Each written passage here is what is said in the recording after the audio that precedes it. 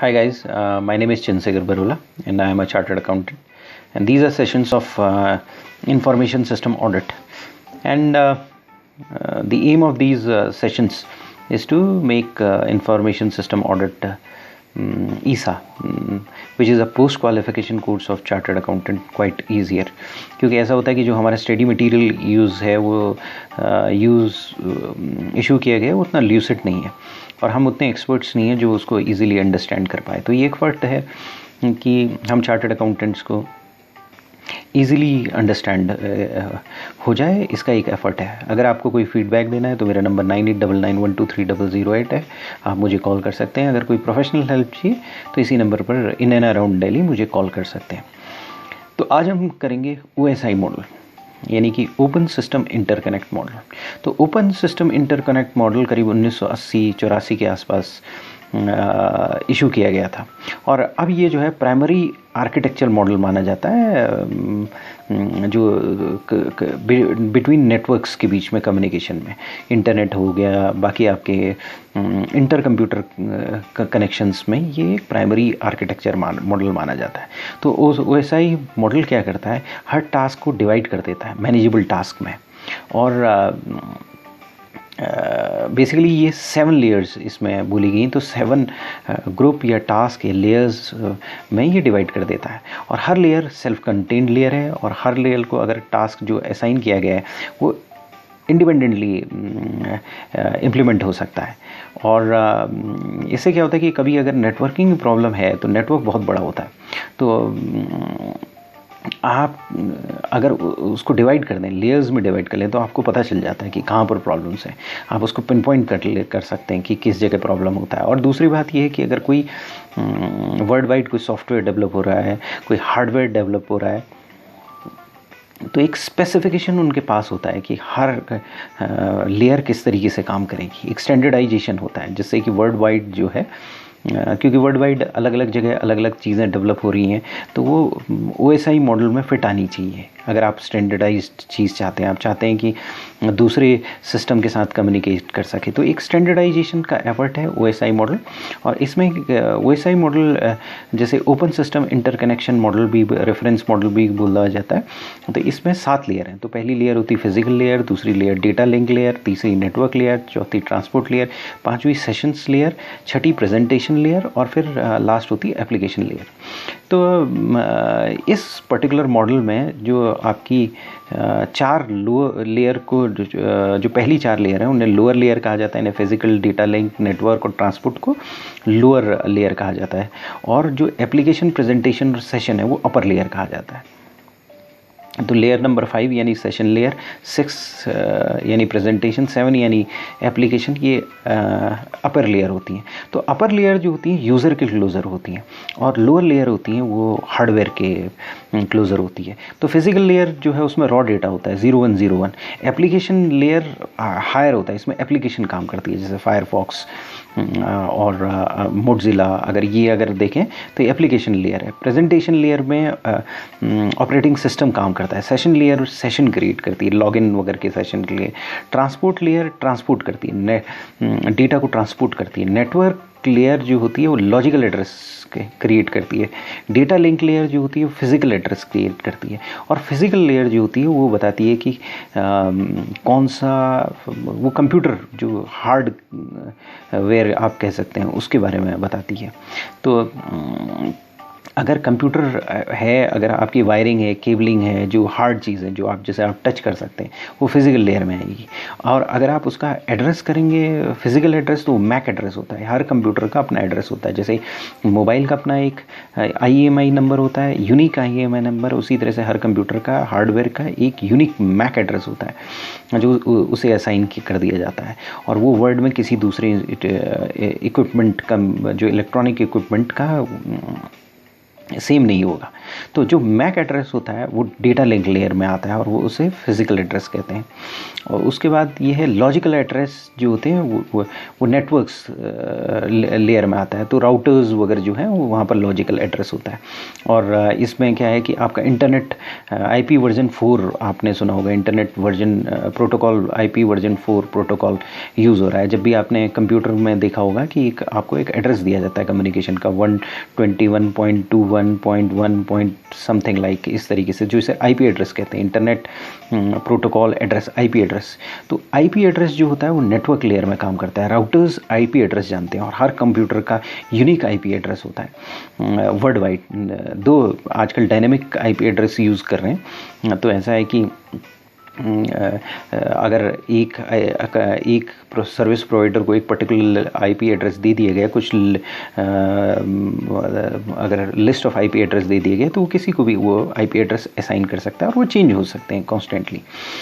तो इस तरीके से कंप्यूटर आइडेंटिफाई कर सकता है कि कहाँ पर उसे कौन से कंप्यूटर को कम्युनिकेट करना है। तो ये पर्टिकुलर आईपी एड्रेस इस चीज़ में हेल्प करते हैं हमारी। तो ये जो है वो आपका तीसरी लेयर या नेटवर्क लेयर में होता है। फिर चौथी लेयर होती है transport layer. Transport layer transport करती है, एक जगह से दूसरी जगह ट्रांसपोर्ट करना चौथी लेयर का काम होता है। पांचवी लेयर होती है सेशंस लेयर। ये सेशंस क्रिएट करती है, यानी कि आपका लॉगिंग इन लॉगिंग आउट, ये सारी चीज़ें जो है सेशन लेयर करेगी। Presentation layer basically operating system आप समझ सकते हैं, और एप्लीकेशन आप ये समझ सकते हैं जो कि यूज़र के बिल्कुल पास है, यानी कि इंटरनेट एक्सप्लोरर, फायरफॉक्स, मोज़िला, जो ब्राउज़र्स होते हैं जिसके थ्रू हम कम्युनिकेट करते हैं। तो ये 7 लेयर हैं। तो ये अगर OSI मॉडल काफ़ी डिफ़िकल्ट, कई लोगों को बड़ा डिफ़िकल्ट लगता है, क्योंकि बेसिकली ये मॉडल है, ये एक अंडरस्टैंडिंग के लिए मॉडल है। दो ये एक स्टैंडर्ड क्रिएट किया गया है। कई बार क्या होता है कि कई इंस्ट्रूमेंट या कई कंप्यूटर इक्विपमेंट कई 2-2, 3-3 लेयर्स में काम करता है, क्योंकि आज हमारा कंप्यूटर्स कैपेबिलिटी बढ़ती गई है। तो ये जो आपका सेग्रीगेशन है ये कम होता जा रहा है, और कई कंप्यूटर्स और कई इक्विपमेंट्स जो कंप्यूटिंग इक्विपमेंट्स हैं, जैसे फॉर एग्जांपल मल्टीप्लेक्सर है और कई चीज़ें हैं, तो वो कई लेवल पर काम करते हैं। तो इसमें इस पर्टिकुलर सेशन में इसको इजी तरीके से समझाने की कोशिश की जाएगी। कई जगह आपको कन्फ्यूजन होगा, तो आप ये समझ लीजिए कि कन्फ्यूजन लाजमी है। There would be the confusion would be over there, क्योंकि जो सेग्रीगेशन है वो बिल्कुल ईजी सेग्रीगेशन नहीं हो सकता, क्योंकि अल्टीमेटली अगर आप देखेंगे तो हमारे कंप्यूटर में डिवीजन ऑफ लेबर है, यानी रैम अलग है, CPU अलग है, सारी चीज़ें अलग है, सॉफ्टवेयर अलग है, एक डिवीजन ऑफ लेबर है। लेकिन इस कंप्यूटर में जो ब्रेन है वो न्यूरोमॉर्फिक कंप्यूटिंग होती है, इसमें कोई डिवीजन ऑफ लेबर नहीं है। इसमें प्रोटीन जो सेल्स हैं, आपके जो ब्रेन न्यूरॉन्स हैं, वो बेसिकली क्या हैं, प्रोटीन सेल्स हैं। प्रोटीन सेल्स में ही चीज़ें इनकोड की गई हैं और उसी के अनुसार काम करते हैं, और एक न्यूरॉन दूसरे न्यूरॉन को इन्फॉर्मेशन भी देता है और इन्फॉर्मेशन रखता भी है। तो हार्डवेयर और सॉफ्टवेयर इस न्यूरॉन में, इस कंप्यूटर में इनमैच्ड है। तो यही चीज़ आगे धीरे धीरे हमारे जो नॉर्मल कंप्यूटर्स में होती जा रही है, धीरे धीरे हम उसी की तरफ बढ़ते जा रहे हैं, न्यूरोमॉर्फिक कंप्यूटिंग की तरफ बढ़ते जा रहे हैं। तो ये जो हमने अपनी अंडरस्टैंडिंग के लिए जो लेयर्स क्रिएट की हैं वो ब्लर होती चली जाएंगी आने वाले वक्त में। तो आने वाले वक्त में आपको कन्फ्यूजन और बढ़ता चले जाएगा। तो पहली चीज़ OSI मॉडल समझने वक्त आप ये समझिए कि बेसिकली आपको कई तरीके से OSI मॉडल समझना पड़ेगा, पहली बात। दूसरी बात यह है कि OSI मॉडल को आप परफेक्टली 100% तरीके से आप नहीं समझ पाएंगे, कई जगह पर कन्फ्यूजन होगा, क्योंकि जो फिज़िकल लेयर और डेटा लिंक लेयर जैसे है, तो दो लेयर्स कहीं ना कहीं मर्ज करती हैं। तो मर्ज करती हैं तो कुछ इक्विपमेंट हो सकते हैं डेटा लिंक लेयर में काम कर रहे हैं और साथ में फिज़िकल लेयर में भी काम कर रहे हो, तो उस टाइम पर आपको कन्फ्यूजन होगा। और कई सिस्टम्स जो है, जैसे ऑपरेटिंग सिस्टम है वो प्रेजेंटेशन लेयर है, लेकिन सेशन क्रिएट करने में भी हेल्प करता है, ट्रांसपोर्ट क्रिएट करने में भी हेल्प करता है, तो वो अक्रॉस लेयर्स मूव ऑन होता है। तो इसमें काफ़ी कन्फ्यूजन हो सकता है, लेकिन एक जो अंडरस्टैंडिंग वो इम्पार्ट हो सकती है अगर आप इसको कई तरीके से, कई एंगल्स से समझ लें। तो इसमें क्या था कि सबसे पहली बात यह है कि मैंने बताया था कि 7 लेयर होती हैं। 7 लेयर में हम लेयर को 2 भागों में डिवाइड कर सकते हैं। पहला देखने का पर्सपेक्टिव ये है कि 4 जो नीचे की लेयर हैं उनको लोअर लेयर कहा जाएगा, और 3 जो ऊपर की लेयर हैं उन्हें अपर लेयर कहा जाएगा। जो यूज़र के पास है वो एप्लीकेशन, प्रेजेंटेशन और सेशन है, वो अपर लेयर बोला जाएगा। लोअर लेयर बोला जाएगा ट्रांसपोर्ट, नेटवर्क, डेटा लिंक या फिजिकल लेयर बोला जाएगा। तो अपर लेयर ऑफ जो OSI मॉडल का अपर लेयर है वो एप्लीकेशन इश्यूज से डील करता है और जनरली सॉफ्टवेयर में ही इम्प्लीमेंटेड होते हैं। तो आप ये मान के चलिए कि एप्लीकेशन, प्रेजेंटेशन और सेशन लेयर जनरली सॉफ्टवेयर में इम्प्लीमेंट होगी, और जो हाईएस्ट लेयर है एप्लीकेशन लेयर वो यूज़र के बिल्कुल क्लोज है। जो फायरफॉक्स है, मोज़िला है, ये बिल्कुल यूज़र के बिल्कुल करीब होती है। और यूज़र और एप्लीकेशन लेयर आपके सॉफ्टवेयर एप्लीकेशन के साथ इंटरेक्ट करते हैं और कम्युनिकेट करते हैं। तो जो हायर लेयर है एप्लीकेशन लेयर है, और जो लोअर लेयर्स हैं वो बेसिकली ट्रांसपोर्ट इशू डील करती हैं, डेटा ट्रांसपोर्ट इश्यूज़ को डील कर लेती हैं। और जो फिजिकल लेयर है जैसे डेटा लिंक लेयर है, ये हार्डवेयर में अधिकतर इम्प्लीमेंट होती है, कुछ हद तक सॉफ्टवेयर में इम्प्लीमेंट होती है, लेकिन हायर लेयर्स जो हैं वो प्योरली एप्लीकेशन या सॉफ्टवेयर में इम्प्लीमेंट होती हैं। तो फिजिकल लेयर और डेटा लिंक लेयर हार्डवेयर में ज़्यादा इम्प्लीमेंट होती हैं, और लोअर लेयर में फिजिकल लेयर अगर हम देखेंगे तो सबसे ज़्यादा क्लोजेस्ट होती है फिजिकल नेटवर्क मीडियम के, यानी कि नेटवर्क केबलिंग जैसे फॉर एग्जांपल है, और कंप्यूटर जो फिज़िकल कंप्यूटर है एक एग्जांपल है। और ये क्या करती है, ये रिस्पॉन्सिबल होती है कि डेटा को मीडियम में प्लेस करें, यानी कि अगर डेटा कंप्यूटर से कम्युनिकेट कर रहा है, रॉ डेटा है, तो वो कहाँ पर होगा, वो फिजिकल लेयर में होगा। यानी 0101 कंप्यूटर 0101 समझता है, तो वो उस रॉ डेटा जो है वो फिजिकल लेयर में होगा, और हम जो है एप्लीकेशन लेयर में होंगे। हम फायरफॉक्स, मोज़िला या इंटरनेट एक्सप्लोरर समझते हैं, हम वहाँ उसको क्लिक करेंगे और हम वहाँ पर उसके करीब पहुँचेंगे। तो फिर से ये लेयर बाय लेयर चलते हैं। सबसे पहले है फिजिकल लेयर। फिजिकल लेयर क्या होता है कि जैसा कि बोला कि हार्डवेयर के बिल्कुल नज़दीक होता है, और ये क्या चीज़ देखता है, फिजिकल लेयर जो है वो सारी कंट्रोलिंग फंक्शनल इंटरफेस को देखता है। जैसे कि क्या इलेक्ट्रिकल प्रॉपर्टीज़ होंगी, जैसे वोल्टेज क्या होनी चाहिए कंप्यूटर की, जैसे SMPS हमने पढ़ा था, तो स्विच्ड मोड पावर सप्लाई है तो वो कितनी होनी चाहिए, जो आउटर 220 वोल्ट आ रही है तो अंदर 10-12 वोल्ट जानी चाहिए, सिग्नल की स्ट्रेंथ क्या होनी चाहिए, पिन लेआउट क्या होना चाहिए, कनेक्टर टाइप क्या होनी चाहिए, बेसिकली टोपोलॉजी क्या होनी चाहिए।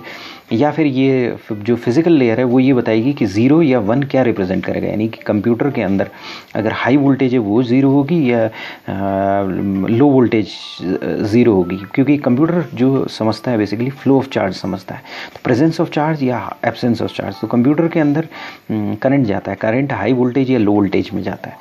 तो हायर वोल्टेज कंप्यूटर क्या समझे, लोअर वोल्टेज क्या समझे, क्योंकि कंप्यूटर 2 ही चीज़ समझता है, 0 और 1। तो हायर वोल्टेज को 1 समझे कि 0 समझे, ये कौन डिसाइड करता है, ये फिजिकल लेयर डिसाइड करती है। फिर जब रैम में चले जाता है, रैम में जो है चार्ज चले जाता है, तो वहाँ पर प्रेजेंस ऑफ चार्ज या एब्सेंस ऑफ चार्ज होती है। तो प्रेजेंस ऑफ चार्ज 1 हो कि एब्सेंस ऑफ चार्ज 1 हो, तो बेसिकली प्रेजेंस ऑफ चार्ज 1 होता है। तो ये सारी चीज़ जो डिसाइड करता है वो फिजिकल लेयर में डिसाइड होती है। तो फिजिकल लेयर जैसे आपके एयर वो के कौन सा केबलिंग होनी चाहिए, कॉपर केबल हो, ऑप्टिकल केबल हो, या आपके सिग्नल की स्ट्रेंथ क्या हो, ये एक मीडियम प्रोवाइड करता है डेटा को मूव करने का नेटवर्क के थ्रू। तो डेटा कौन सा हो, जैसे फॉर एग्जांपल वायर्ड हो, वायरलेस हो, मीडिया बेसिकली एयरवेव्स हो, माइक्रोवेव हो, या कौन से किस टाइप के सर्किट्स हों, तो ये सारी चीज़ें फिजिकल लेयर डिवाइस डिसाइड करता है। तो फिजिकल लेयर में आप रिपीटर्स और हब ले सकते हैं, क्योंकि बेसिकली हब्स और रिपीटर में क्या होता है, इन्फॉर्मेशन बहुत ही रॉ फॉर्म में रहती है, यानी 0101 फॉर्म में रहती है। तो इस को हम फिजिकल लेयर में हम लेंगे। फिर उसके बाद इसके ऊपर लेयर 2 आती है, उसे कहते हैं data link layer. Data link layer थोड़ा सा ऊपर होती है, उसमें क्या है कि फिजिकल एड्रेसिंग होती है। फिजिकल एड्रेसिंग यानी मैक एड्रेस होता है। मैक एड्रेस बेसिकली 12 डिजिट का हेक्साडेसिमल यूनिट है, जो हर कंप्यूटर के लिए यूनिक होता है।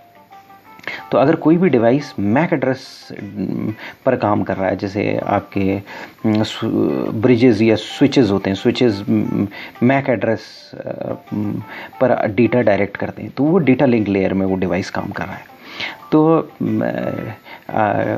कोई मान लिया सपोज डेटा है, तो ये डेटा रॉ डेटा है तो वो फिजिकल लेयर में 010 फॉर्म में, लेकिन रॉ डेटा को आप एक फ्रेम्स में कन्वर्ट कर देते हो, तो वो रॉ डेटा आपके फिजिकल लेयर्स में आता है, और उसके बाद उसमें एक लॉजिकल स्ट्रक्चर क्रिएट किया जाता है, एक फ्रेम क्रिएट किया जा सकता है।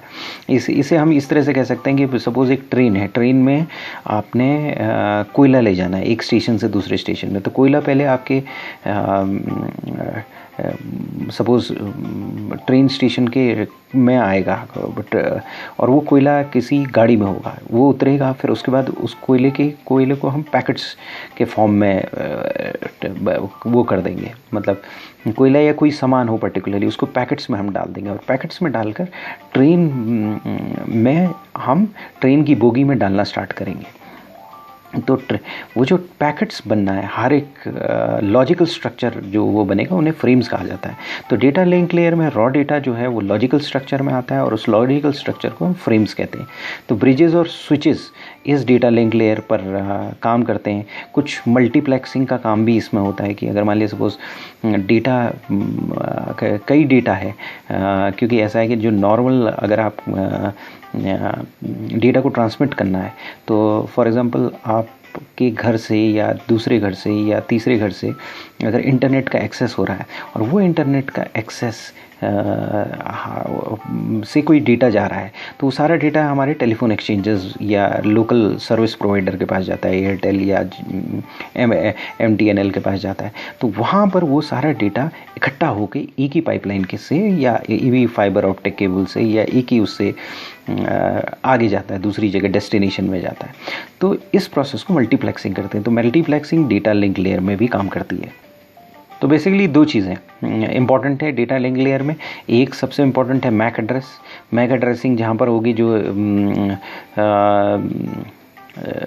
इंस्ट्रूमेंट मैक एड्रेसिंग यूज़ करेगा, यानी कि फ़िज़िकल एड्रेसिंग यूज़ करेगा, वो डेटा लिंक लेयर में आता है। दूसरी बात, डेटा लिंक लेयर जो है रॉ डेटा को फिज़िकल फ्रेम्स में यानी लॉजिकल स्ट्रक्चर या फ्रेम्स में कन्वर्ट करती है, और फिर वो इसको लॉजिकल फ्रेम्स में आगे भेजती है। तो उसको ये भी डिसाइड करना होता है कि कहाँ डेटा जाना है, कि कौन सा कंप्यूटर भेजेगा, और टोटल ओवरऑल वैलिडिटी क्या है बाइट्स की जो हमने भेजी हुई है।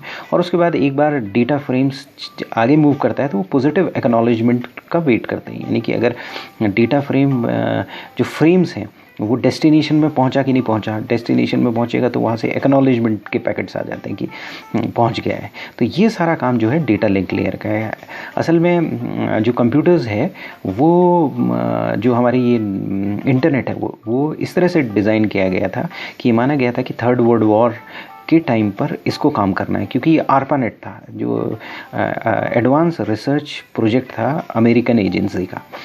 तो उसने ये इंटरनेट क्रिएट किया था। तो थर्ड वर्ल्ड वॉर के टाइम पर जहाँ पर डेटा कम्युनिकेशन बहुत डिफ़िकल्ट होगा, वहाँ पर ये सोच कर बनाया गया था। उस टाइम पर ये सोच कर बनाया गया था कि अगर कोई डेटा पैकेट गया तो उसका एक्नॉलेजमेंट वापस आना चाहिए, क्योंकि एक्नॉलेजमेंट आएगा तो ये पता चलेगा कि कम्युनिकेशन हो रहा है।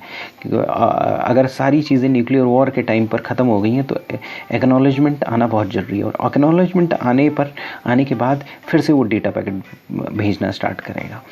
तो ये जो एक्नॉलेजमेंट है, ये सारा काम एक्नॉलेजमेंट का काम ये डेटा लिंक लेयर करती है। अब हमारे लॉजिकल फ्रेम्स तैयार हो गए। अब हमारे लॉजिकल फ्रेम्स हमने तैयार कर दिए और हमारे पास कंप्यूटर का मैक एड्रेस है। तो सपोज़ थोड़ी देर के लिए ये समझ लीजिए कि हम अब इंटरनेट से जुड़ गए हैं और हमें इस इंफॉर्मेशन को आगे भेजना है। तो अब नेटवर्क लेयर टेक ओवर कर लेगी। नेटवर्क लेयर में लॉजिकल एड्रेसेस होते हैं। तो जो ये लेयर होती है वो लॉजिकल नेम को नेटवर्क एड्रेस में ट्रांसलेट करती है। असल में ऐसा होता है कि जैसे हम टाइप करते हैं www.yahoo.co.in या yahoo.com या google.com, तो कंप्यूटर को google.com समझ में नहीं आता है। ये कंप्यूटर को तो केवल जो एड्रेसेस हैं वो एक पर्टिकुलर फॉर्मेट्स में नज़र आते हैं, जो कि न्यूमेरिक फॉर्मेट है। यानी कि कंप्यूटर को समझ में आता है अगर मान लिया सपोज़ याहू का एड्रेस है 121.2.3.45, अगर ये याहू का एड्रेस है suppose for the sake of explanation, तो ये पर्टिकुलर एड्रेस नंबर में होता है। लेकिन इस नंबर को पहचानने के लिए, इस नंबर को याहू को पहुंचने के लिए हम केवल ये टाइप करते हैं www.yahoo.com। तो ये एक पर्टिकुलर सर्वर के पास जाता है, जो नेमिंग सर्वर है। वो सर्वर हमें वापस कम्युनिकेट करता है और हमें ये बताता है कि जो आईपी एड्रेस है याहू का, क्या आईपी एड्रेस है, जो उस याहू के आईपी एड्रेस को हम नेटवर्क एड्रेस भी कह सकते हैं। तो लॉजिकल नेम्स को नेटवर्क एड्रेस में ट्रांसफ़र करता है और ये नेटवर्क एड्रेस से हम कम्युनिकेशन स्टार्ट करते हैं उस पर्टिकुलर सर्वर से। तो हर कंप्यूटर का इंटरनेट में या किसी भी नेटवर्क में एक स्पेसिफिक एड्रेस होता है और उसी से कम्युनिकेट होता है। एक तो फिजिकल एड्रेस होता है जो मैक एड्रेस होता है, जो कंप्यूटर का एड्रेस होता है और यूनिक होता है, और एक होता है उसका लॉजिकल एड्रेस। लॉजिकल एड्रेस जो होता है किसी भी सर्वर में जो इन्फॉर्मेशन रखी गई है उसको निकालने के लिए, उसको रिट्राइव करने के लिए, वेब पेजेस को रिट्राइव करने के लिए लॉजिकल एड्रेस की ज़रूरत होती है और हर पेज का अलग एड्रेस होता है। यानी याहू के सर्वर में अगर 5,000 लाख पेजेस हैं सपोज़, 5,000 करोड़ पेजेस हैं सपोज़, वहाँ बहुत सारे पेजेस हैं, हर पेज का जो एड्रेस होगा, वेब पेज का एड्रेस होगा, वो अलग होगा। अगर हम मान लिया सपोज़ गूगल में हमने कोई चीज़ गूगल किया तो उसमें जो एड्रेसेस होंगे हर पेज के अलग एड्रेस होंगे।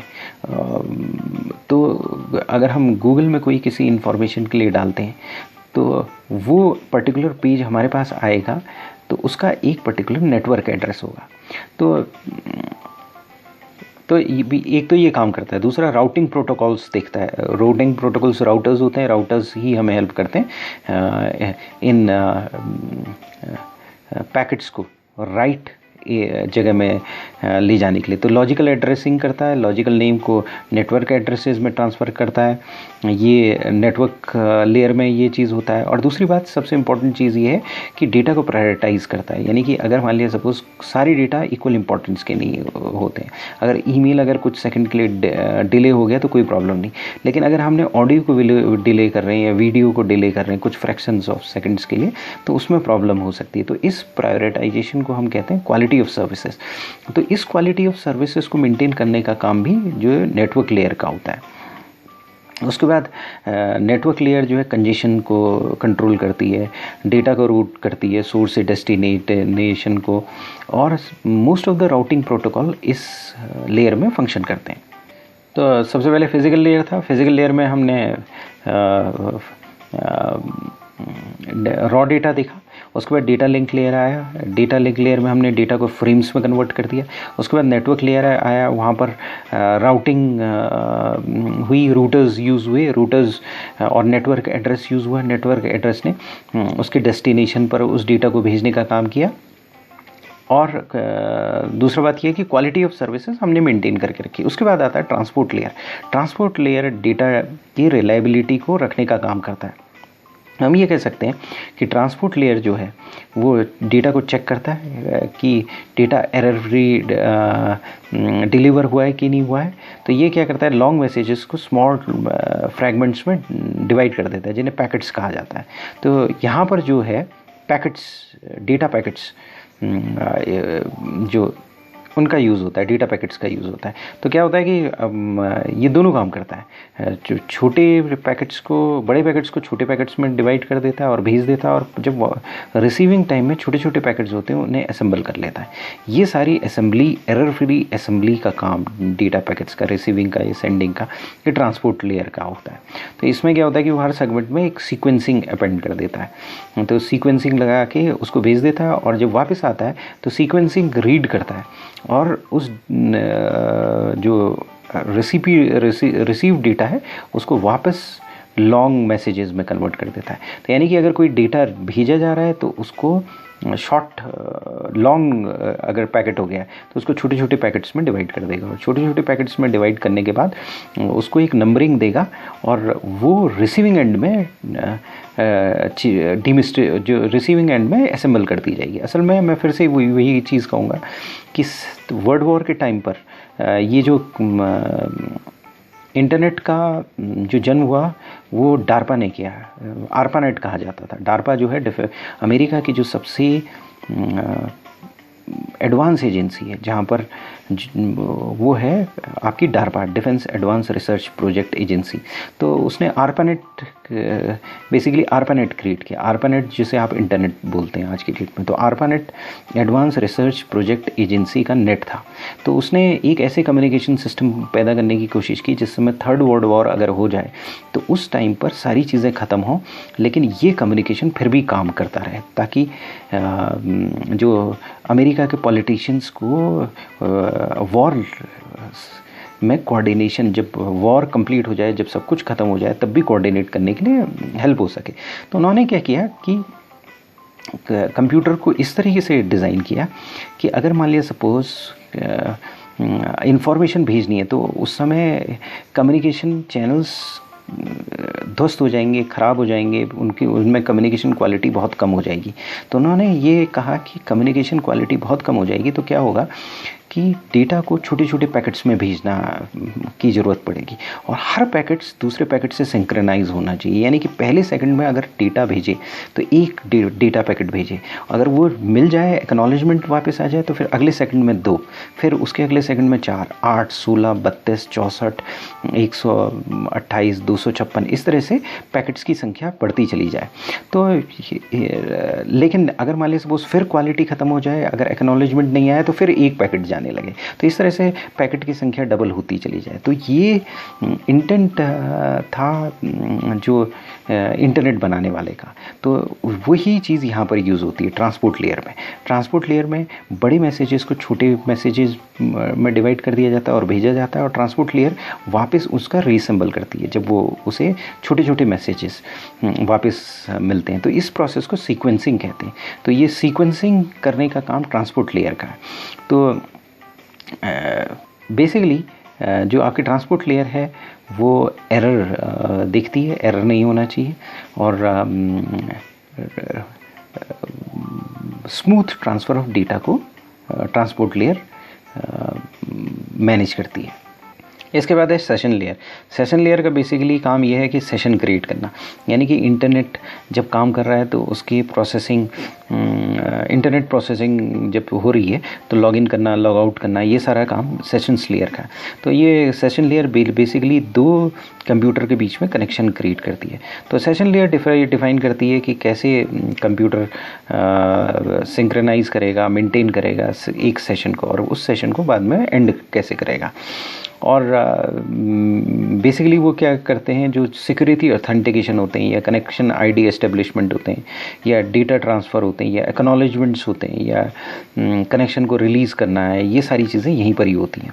तो इस लेयर में जो है माइलस्टोन्स भी देखे जाते हैं कि यानी एक डेटा गया तो उसमें देखा कि डेटा पहुंचा कि नहीं पहुंचा। अगर नहीं पहुंचा है तो लास्ट माइलस्टोन से फिर डेटा ट्रांसमिट होना चालू हो जाएगा। तो जो वो ये सारी चीज़ें जो होती हैं सेशन लेयर में होती हैं। तो बेसिकली अगर आप HDFC की साइट को एक्सेस कर रहे हो तो क्या होता है कि आप एक सेशन क्रिएट करते हो, और इस लॉगिन की जितनी भी लॉगिन करना, उस सिक्योर साइट में जाना, ऑथेंटिकेशन करना, उसके बाद डेटा पैकेट्स का ट्रांसफ़र होना, और उस इंश्योर करना, उस लॉगिन सेशंस को इंश्योर करना, ये सेशन लेयर का काम होता है। उसके बाद आती है presentation layer. Presentation layer basically आप ऑपरेटिंग सिस्टम कह सकते हैं। तो प्रेजेंटेशन लेयर जो होती है उसमें डेटा इनक्रिप्ट होता है। आपका ये जो है रिस्पॉन्सिबल है डेटा एक्सचेंज को फॉर्मेट करने के लिए भी ये रिस्पॉन्सिबल होती है। तो डेटा को कंप्रेस किया जा सकता है,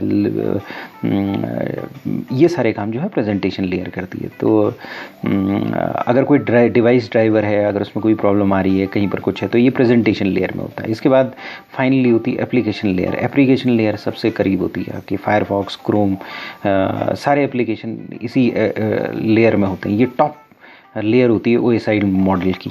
तो बेसिकली वर्ड प्रोसेसर जैसे MS वर्ड, ये नहीं आते हैं इसमें।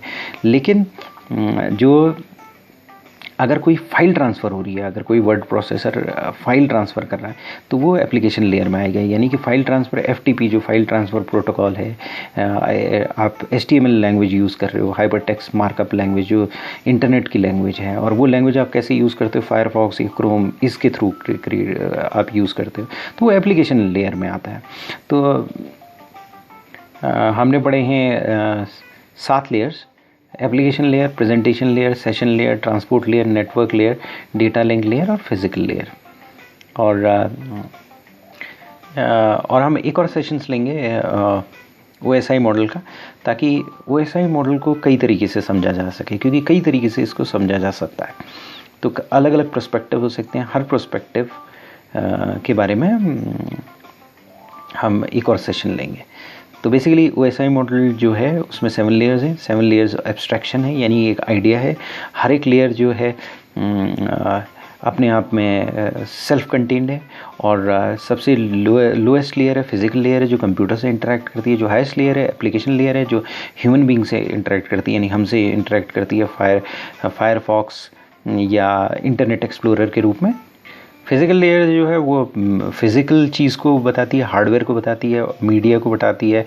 आपका क्या कहते हैं, मीडिया के जैसे फॉर एग्जांपल आपका फाइबर ऑप्टिक्स यूज़ होगा, या कॉपर केबल्स यूज़ होंगी, या वायरलेस कनेक्शन यूज़ होगा, या वोल्टेज यूज़ होगा। ये सारी चीज़ें फिज़िकल जो फिज़िकल लेयर बताती है। उसके बाद आती है सेकंड लेयर, जो जैसे हम डेटा लिंक लेयर करते हैं, उसमें मैक एड्रेस होता है, उसमें फ़िज़िकल एड्रेसिंग होगी, यानी कि जो चीज़ मैक एड्रेसिंग को यूज़ करेगी वो डेटा लिंक लेयर में आ जाएगी। तो डेटा लिंक लेयर में डेटा जो है 0101 के बाद फ्रेम्स में कन्वर्ट होता है। उसके बाद आती है नेटवर्क लेयर, जहाँ राउटिंग वगैरह यूज़ होती है, जहाँ पर इंटरनेट प्रोटोकॉल 4 या अब जो नया इंटरनेट प्रोटोकॉल 6 आ गया वो यूज़ होता है। ये लॉजिकल एड्रेसिंग बताती है, यानी कि हर जिस तरह से data link layer MAC address बताती है, हर हार्डवेयर का एक पर्टिकुलर यूनिक नंबर होता है, 12 डिजिट हेक्साडेसिमल नंबर होता है, यूनिक नंबर होता है हर हार्डवेयर के लिए।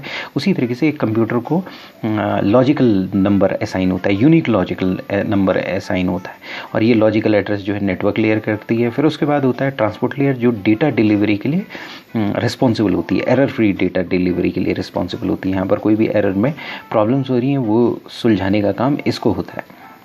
उसके बाद सेशन लेयर होती है। सेशन लेयर सेशन क्रिएट करती है, यानी कि कैसे लॉगिन करना है, लॉग आउट करना है, ये सारी चीज़ें। और माइलस्टोन, जो कोई डेटा चला गया है तो कितना डेटा गया है, वो माइलस्टोन रीच हुआ है कि नहीं हुआ है। और दूसरा डेटा जाना है, कुछ और डेटा जाना है, अगर कहीं पर डेटा नहीं गया है, सपोज़ मिस आउट हो गया है, कोई डेटा पैकेट मिस आउट हो गया है, तो वो उसे भेजती है। जो पैकेट्स बनते हैं वो लोअर लेयर में बनते हैं, यानी ट्रांसपोर्ट लेयर में बनते हैं। उसके बाद जो आती है आपकी presentation layer. Presentation layer basically operating system होती है, या इस लेयर में जो है डेटा को इनक्रिप्ट किया जाता है या फॉर्मेट किया जाता है डेटा को। उसके बाद आपकी आती है हाईएस्ट लेयर, ये एप्लीकेशन लेयर। एप्लीकेशन लेयर हमारे बिल्कुल करीब होती है, जैसे फायरफॉक्स हो गया, क्रोम हो गया, और ये सारी एप्लीकेशन लेयर हैं। बेसिकली हम इंटरेक्ट करते हैं एप्लीकेशन लेयर से। हम जब एप्लीकेशन लेयर से इंटरेक्ट करते हैं और इंटरनेट में कोई फ़ाइल रिक्वेस्ट करते हैं एफटीपी के थ्रू, यानी फ़ाइल ट्रांसफ़र प्रोटोकॉल के थ्रू कोई फ़ाइल हम मांगते हैं, तो फिर वो रिक्वेस्ट हमारी एप्लीकेशन लेयर के थ्रू होती है। और जो प्रेजेंटेशन लेयर होती है वो उसी डेटा को इनक्रिप्ट करती है और उसे भेजती है। सेशन लेयर सेशन क्रिएट करती है। ट्रांसपोर्ट लेयर जो है एरर फ्री ट्रांसपोर्ट कराती है डेटा का। और नेटवर्क लेयर है पैकेट क्रिएट करती है और लॉजिकल एड्रेस क्रिएट करती है, और बेसिकली ये डेटा को प्रायोरिटाइज करती है, क्वालिटी ऑफ सर्विसेज के बारे में सोचती है। और फिर आती है data link layer. Data link layer जो होती है हमारी मैक एड्रेस को बताती है। और फिज़िकल एड्रेस, फिज़िकल लेयर जो सबसे छोटी सबसे नीची लेयर होती है।